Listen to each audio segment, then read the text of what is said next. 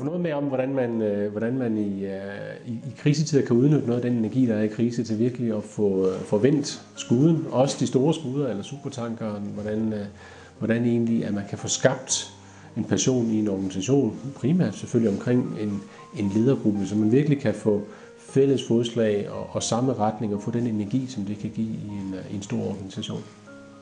Hvordan skaber man fælles passion? Hvordan skaber man en meget klar retning? Og hvordan får man mennesker ombord på sådan en vision, sådan så der rent faktisk kan komme til at ske noget?